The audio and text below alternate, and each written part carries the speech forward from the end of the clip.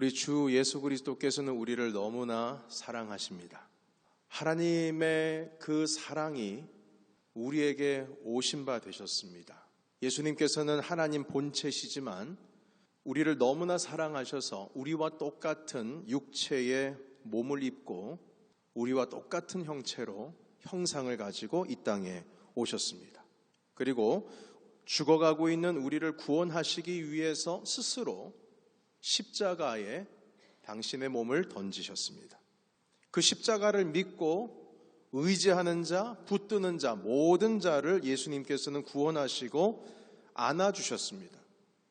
구분하거나 선별하거나 아니면 어떤 사람, 이런 사람 판단해가지고 끌어안으신 것이 아니고 십자가를 붙드는 사람들이라면, 의지하는 사람들이라면 예외 없이 모든 자를 주님께서는 다 안아주시고 용서하셨습니다.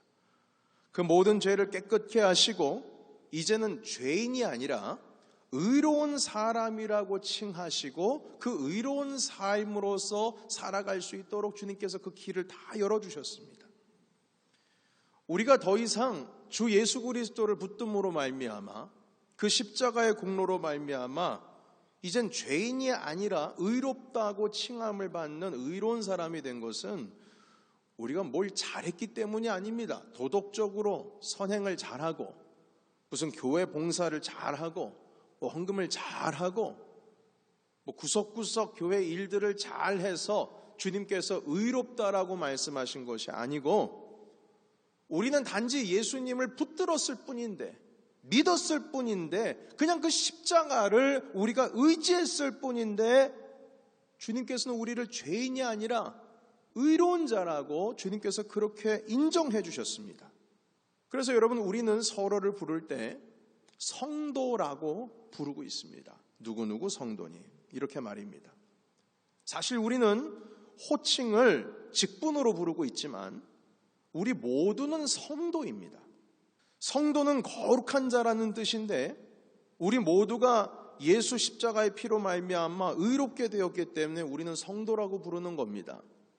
이게 자칫 이해를 잘못하면 이 성도라고 하는 것은 직분을 가지고 있지 않은 사람들을 대신해서 직분 호칭을 대신해서 쓰는 표현이라고 오해하시는 분들이 혹시 있을 거예요. 전혀 그렇지 않습니다. 우린 다 성도예요.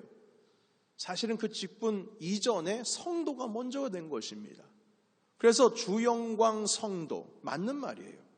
목사이기 전에 거룩한 주님의 보혈의 피로 말미암아 의롭다 칭함을 받은 자들입니다. 하나님께서 우리를 구원해 주셨다라고 하는 예수 그리스도의 보혈의 피로 말미암아 우리가 다시금 새 사람이 되셨다는 그러한 어떤 인정으로서 우리는 성도라 부르고 있고 주님께서 그렇게 인정해 주셨습니다. 그렇게 불리는데 우리가 한 것이 없어요. 그냥 예수 그리스도를 믿기만 하면 되는 겁니다. 여러분, 세상에 어느 누가 죄 많은 사람을 의로운 사람이라고 말할 수 있겠습니까? 실제로 감옥에 들어간 사람이 그 사람이 모든 형량을 다 마치고 자기의 죄가를 내가 형을 살아서 다 내가 그걸 갚았다라고 한다 할지라도 그렇다고 해가지고 이 사람을 의롭다고 말하는 사람 전혀 없을 거예요. 오히려 모든 형을 다 살고 나왔다 할지라도 부끄러워서 고개 들고 다니지 못하는 것이 우리 현실 아닙니까? 어느 누구도 의롭다고 말할 수 없어요. 그러나 주님께서는 우리의 죄를 다 씻어주시고 죄 많았던 우리를 다시금 주님께서 말씀하시기를 의로운 자다 칭하셨고 성도라 부름을 받도록 주님께서 허락해 주셨습니다. 정말 우리는 하나님 아버지께 감사를 드려야 해요.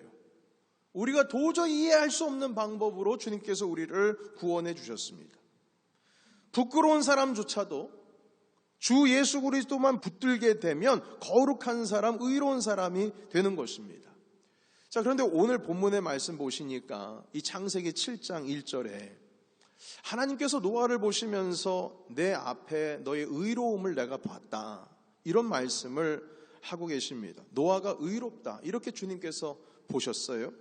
그 의로움을 보시고 하나님께서 방주를 통하여 이 노아를 구원하셨습니다. 자, 그렇다면 노아는 그 의로움이라고 하는 것을 어떻게 얻을 수 있었을까요? 여러분, 이에 대한 말씀이 성경 히브리서 11장 7절에 있는 말씀에 하고 계시는데, 우리 함께 말씀 읽겠습니다. 믿음으로 노아는 아직 보이지 않는 일에 경고하심을 받아 경외함으로 방주를 준비하여 그 집을 구원하였으니 이로 말미암아 세상을 정죄하고 믿음을 따르는 의의 상속자가 되었느니라. 아멘. 의의 상속자가 되었느니라. 의롭다 하심을 입은 자가 되었느니라. 어떻게요? 믿음을 따르는. 우리 히브리서 11장 7절에 보시게 되면 이렇게 시작합니다. 믿음으로 노아는 이렇게 시작하고 마지막 구절을 믿음을 따르는 의의 상속자가 되었느니라, 이렇게 마무리를 하고 있어요. 여러분, 노아도 믿음의 사람이었습니다. 그 믿음으로 말미암아 주님께서는 의롭다 칭함을 그렇게 허락해 주신 거예요. 노아가 무슨 선행을 행함으로 도덕적으로 완전해서 부족함이 없어서 늘 언제나 깨끗하고 늘 언제나 정결했기 때문에 의로운 사람이 아니고, 살폈잖아요, 우리 지난주에. 부족했던 사람이라고요. 연약했던 사람이라고요. 부족하고 연약하지만 하나님을 믿는 믿음, 주님을 붙드는 그 신앙, 주님과 동행하는 그 신앙 때문에 그 믿음으로 말미암아 의의 상속자가 되었다, 이렇게 말씀을 하고 있습니다. 자, 그렇다면 믿음으로 의롭다고 하나님께 인정받은 노아가 무슨 일을 한번 했는지를 함께 살펴보겠습니다. 창세기 7장 2절부터 보시니까 이제 드디어 노아의 방주 안으로 들어가게 되었습니다. 동물들을 다 구분을 하는데 암컷, 수컷 7쌍씩, 부정한 것은 암수 2씩 방주에 들여보내라, 주님께서 말씀해 주셨어요. 공중의 새도 암수 7씩 데려와서 방주 안으로 들여보내셨습니다. 어떤 방법으로 이 많은 동물들을 방주에 넣었는지 우리는 알 길이 없습니다. 성경은 그 부분에 대해서 설명은 하고 있지 않아요. 그런데 방주를 건축하는 것도 힘든 일이었지만 그 동물들을 다 분류해서 들여보내는 것, 이것도 쉬운 일은 분명히 아니었을 거예요. 그런데 성경은 뭐라고 말씀하시냐면 7장 5절 우리 다 같이 한번 읽어볼까요? 노아가 여호와께서 자기에게 명하신 대로 다 준행하였더라. 아멘. 다 준행하였더라. 하나님께서 명하신 대로 다 준행하였더라, 이렇게 말씀하십니다. 그대로 따른 거예요. 여러분, 그래서 이 의로움이라고 하는 것이 달리 의로움이 아닙니다. 아까도 말씀을 드렸지만 이 의로움이라고 하는 것은 노아가 도덕적으로 깨끗해서 하나님께서 의롭다고 말씀하신 것이 아니에요. 당시에 노아가 부패하지 않고 깨끗해서 정말 정결하고 흠이 하나도 없어서 의롭다라고 한 것이 아니고, 여전히 부족하고 여전히 연약한 사람이었지만 주님께서 말씀하신 대로 다 지켜 행했더라, 준행하였더라, 바로 이 말씀으로 순종으로 인하여서 그 의롭다 칭함이 증명이 된 것입니다. 노아의 의로움은 하나님을 믿는 믿음으로 된 것인데, 그 믿음을 증명할 수 있는 유일한 증거는 바로 순종이라고 하는 것을 통해서 믿음이 증명이 되는 겁니다. 여러분, 믿음이라고 하는 것이 말뿐만이 아닌 거잖아요. 믿음이라고 하는 것이 어떤 형상이 아니잖아요. 믿음이라고 하는 것이 잡을 수 있는 뭔가가 아니지 않습니까? 믿음이라고 하는 것은 우리 안에 있는 것인데, 그 믿음이라고 하는 것이 실제가 되기 위해서 그 실제인 믿음을 어떻게 증명할 수 있느냐? 바로 순종이라는 겁니다.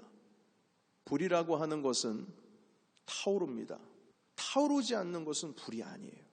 타서 에너지가 발산해서 열이 나야 그것이 불입니다. 가끔 가다가 보면은 불 모양이 있는 히터가 있는 것 같아요. 불 모양이 있는 히터. 전기 히터인데 모양은 불이 타오르는 것처럼 보여요. 그런데 불 타는 것처럼 보이는 형상이지 히터는 원래 전기 히터죠. 그건 불이 아닙니다.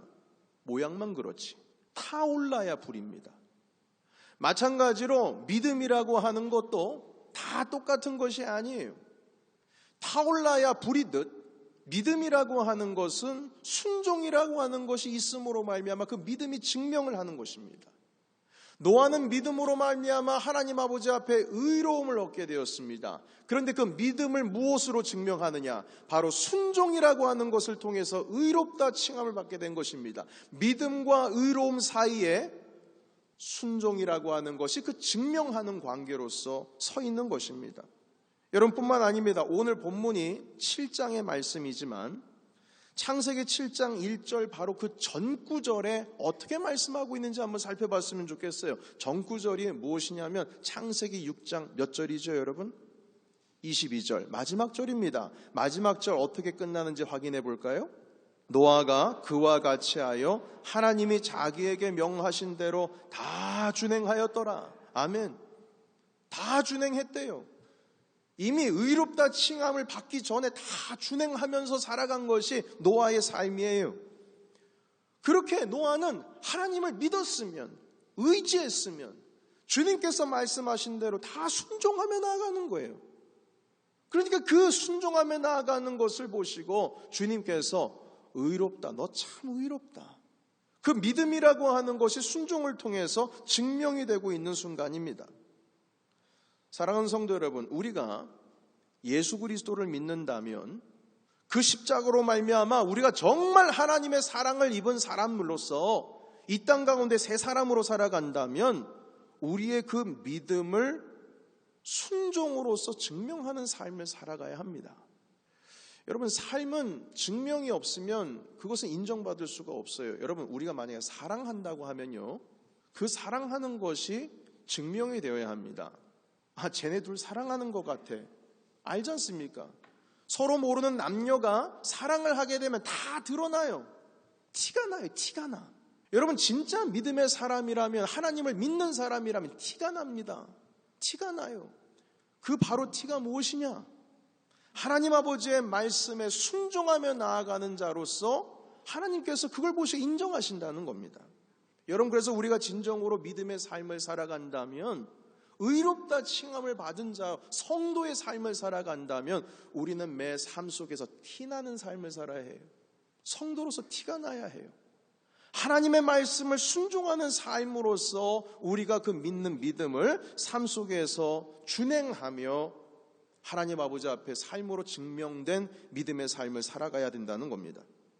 자, 드디어 노아가 이제 방주를 완성하고 그 방주 안으로 들어갈 찰나에 있습니다. 방주에 모두 하나님께서 명하신 대로 들어가고 나니까 7일이 지난 후에 이제 홍수가 시작이 되었습니다. 그리고 40일 동안 하늘의 문이 열리고 창문이 열렸다고 했어요. 비가 내리는 게 아니고 쏟아진다라는 표현을 하고 있습니다. 노아와 가족 모든 동물들은 하늘에서 그 비가 그칠 때까지, 물이 다 지면에서 말라서 빠져나갈 때까지 방주 밖으로 나올 수가 없습니다. 비는 40일 후에는 그쳤는데 온 세상이 이 물로 덮여 있어서 지금 노아의 방주가 떠내려가고 있는 거예요. 나오지를 못하고 있습니다. 심지어는 물이 모두 빠진 것과 그리고 땅이 모두 말랐음을 확인했음에도 불구하고 노아가 밖으로 나오지를 않습니다. 언제 나오냐면 하나님께서 방주 밖으로 나오라 말씀하시기 전까지 거기 있는 거예요. 우리 다음에 이제 8장에 보시게 되면 하나님께서 방주 밖으로 나와라 하시니까 그때서야 문 열고 나오는 겁니다. 그 방주에 머문 기간이 1년하고 조금 시간이 더 됩니다. 한 1년하고 17일 정도 된 것 같은데요. 방주 밖으로 나오라고 주님 명령하실 때까지 끝까지 거기서 그 방주 안에서 그 공간에서 견디고 있는데요. 바로 여기까지가 노아의 순종이 되겠습니다. 자, 그러면 이제 우리 좀 상상력을 좀 빌리겠습니다. 그 방주 안에 갇혀 있는 동안 그 환경이 어떠했는지를 한번 상상해 보는 겁니다. 노아의 가족들은 먼저 그 많은 동물들을 굶기지 않기 위해서 먹을 것을 먹여야 했어요. 노동입니다. 동물만 집어넣은 게 아니라 그 많은 동물들이 먹을 수 있는 양식도 창고에 쌓아놨을 거예요. 끊이지 않는 노동이에요. 그럼 거기서 끝납니까? 그렇지 않지요. 먹었으면 어떻게 합니까? 동물들 보니까 먹으면 그냥 그 자리에서 그냥 다 뱉어내더라고요. 싸더라고요. 그 많은 배설물들 다 치워야 했어요. 어떻게 치웠는지 성경에는 나타나 있지 않지만 우리가 상상할 수 있는 겁니다. 끝이 보이지 않는 노동이에요. 치우고 또 치우고 먹이고 또 먹이고 끊임없습니다. 문이 모두 다 닫혔기 때문에 밖에서 창문에서 보시게 되면 물이 쏟아진다라고 했으니까요. 비가 들이치지 않기 위해서 환기도 되지 않는, 다 꽁꽁 닫혀있는 상황입니다. 동물들이 내뱉는 그 냄새들, 배설물 냄새들, 냄새가 코를 찌르고, 여러분 암모니아 냄새 조금만 맡아도 어질어질하고 쓰러지고, 이런 상황 가운데서 지금 먹고 자고 살아가고 있는 거예요. 조금만 쉬고 싶어도 동물들의 울음소리들 때문에 잠을 잘 수가 없습니다. 스트레스를 풀고 싶어도 풀 수 있는 곳이 없어요. 방주 밖으로 나가고 싶어요. 닫혀있는 공간에서 나가고 싶어요. 근데 나갈 수가 없어요. 왜요? 나가면 죽는 거니까요. 여러분, 야생동물들도 갇혀있는 것 아니겠습니까? 야생동물들이 스트레스를 받고 가둬두면은, 너무 그 스트레스가 심하면은 그 자리에서 죽는 거 아시죠, 여러분? 이렇게 좁은 공간에 가둬놓으면 죽습니다. 사람도 마찬가지예요. 얼마나 두려운 가운데 있었겠습니까? 40일 동안 비가 멈추지 않고 쏟아져 내리니까요. 여러분이 갇혀있다라고 하는 것 쉬운 일이 아니고요. 그곳에서 이 모든 일들을 감내한다는 것이 이게 제정신으로 감당할 수 있는 일이 아닙니다. 노아는 거기까지 순종하면서 나가고 있어요. 제가 바다 낚시를 일생에 처음이자 마지막으로 한 일이 있었습니다. 한 7년 전, 8년 전인 것 같은데요. 저는 낚시에 대한 전혀 경험이 없기 때문에 이 낚시에 대한 기대감을 가지고 그때 당시에는 그 배를 타고 이제 바다에 나간 적이 있어요. 새벽 기도회를 마치고 우리 노회 목사님들과 함께 책목 모임으로서 몇몇 장로님들과 함께 이제 배를 타고 바다에 나가게 되었습니다. 그런데 이제 장로님 한 분이 바다 낚시를 참 많이 하신 장로님께서 처음 가시는 분들은 배멀미가 있으니까 멀미약을 드셔야 된다고 하면서 만나자마자 그걸 먹으라고 하더라고요. 그래서 그걸 먹고 좀 시간이 지난 다음에 이제 배를 타게 되었습니다. 새벽에 배를 타고 이제 낚시질을 하러 나갔는데, 이 걸리는 맛이 있어야 뭐 낚시도 하죠. 하나도 안 걸리는 거예요. 옆에 사람은 그래 조그만 새끼 그 아기 상어, 조그만 먹지도 못하는 그 상어 새끼라도 좀 잡고 그러는데, 제 그 찌라고 해요. 그 뭐라고 그래요? 그 바늘, 낚시 바늘에는 잡히는 게 하나도 없는 거예요. 막 저도 뭐 좀 조바심 나고, 사람들은 잡는데 왜 나는 못할까?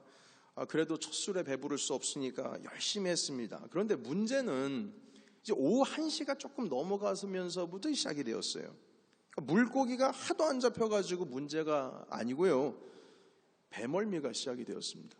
알고 보니까 멀미약이 이제 약 기운이 떨어지기 시작했는데, 장로님 좀 어지럽습니다. 멸미약 먹었는데 왜 어지럽죠? 장로님 하신 말씀이 무엇이냐면, 이 약 기운이 한 6시간 간다는 거예요. 2시가 넘어가는데 막 도저히 버티기가 힘든 거예요. 낚시고 뭐고 집중이 안 되는 거죠.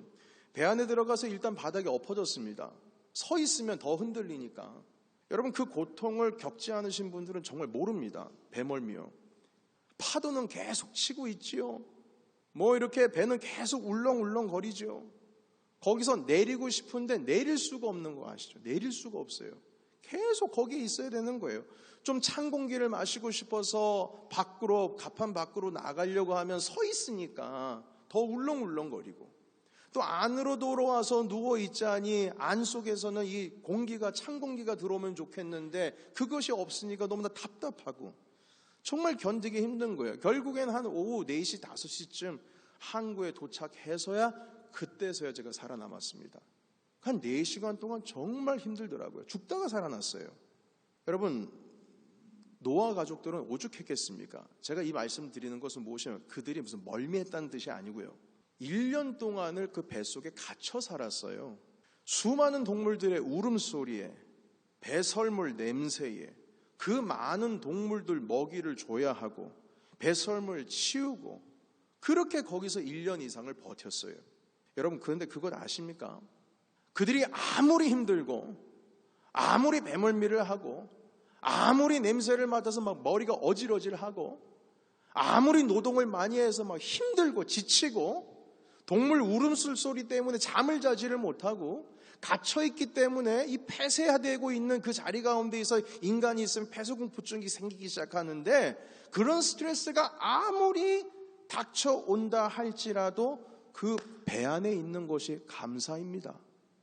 그 배 안에 있는 것이 은혜예요.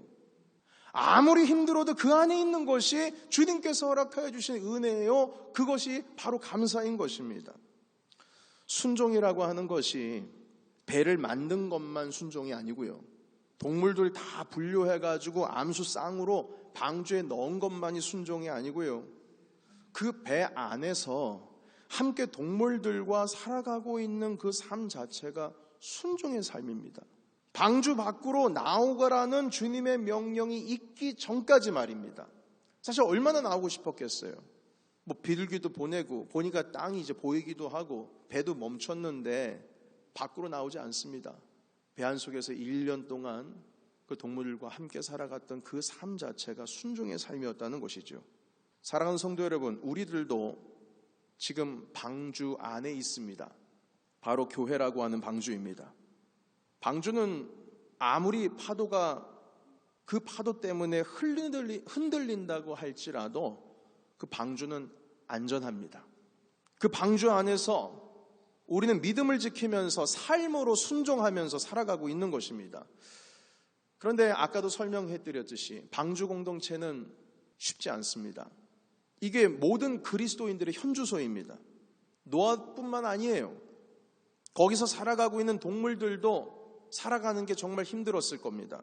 서로 함께 있는다는 것은 쉬운 일이 아니에요. 심지어는 이 방주를 만든 사람이 프로페셔널이 방주를 만든 게 아닙니다. 아마추어가 만들었어요. 아마추어가 만들었으면 분명히 불편함이 있다는 겁니다.